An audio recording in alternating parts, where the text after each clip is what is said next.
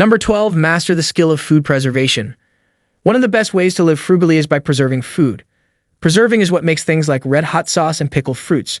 The great thing about preserving is that it's easy to do, and your grandma probably did it to keep their food lasting as long as she needed.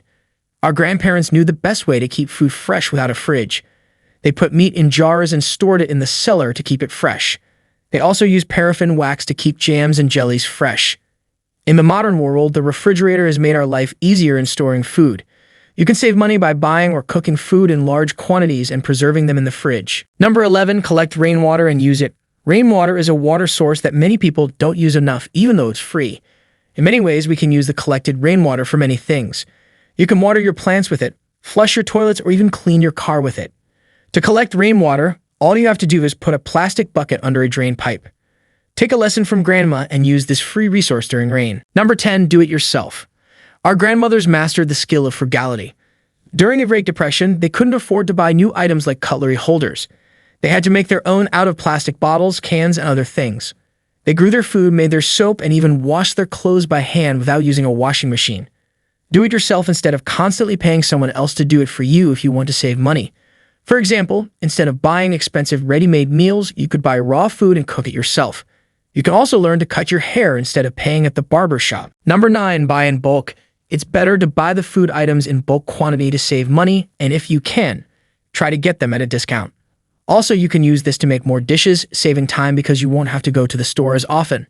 So you will save money in the long run and be able to eat healthy, home-cooked meals with your family. Number 8, learn to make compost from waste. Consider making fertilizer if you want to grow your food in your backyard.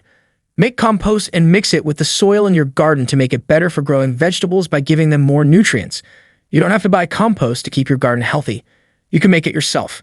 Grandma used waste like onion skins, potato skins, and carrot peels to make organic fertilizer. Number 7, avoid using paper products.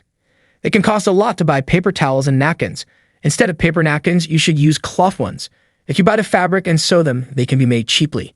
You can learn sewing from your grandma, or videos on the internet teaches how to sew. Number 6, relationships are more valuable than material things. Our grandma didn't own a lot of material things. They said they did not require them and were willing to share everything they knew, like gardening and sewing knowledge. She would give people her home-cooked meals. Grandma taught anyone who wanted to learn how to cook and bake. They valued people much more than material things. Before I show you the more exciting and valuable frugal living tips, please hit the like button. And if you find the video useful at any point, subscribe to encourage my efforts. Thank you. Number 5, grow your food by yourself. Most fruits and vegetables come in small varieties that can be grown in pots if you don't have enough space or can't plant in the ground. But if you have a bigger backyard, you can grow as many vegetables as you want, such as sweet peppers, beans, cabbage, and tomatoes.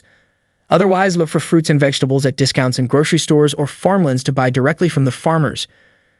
Fruit and vegetable boxes from farms are often on sale. You can buy them in bulk and save them for later. Number 4, avoid vehicles for short distances. Legs weren't made to be used for sitting, but for moving.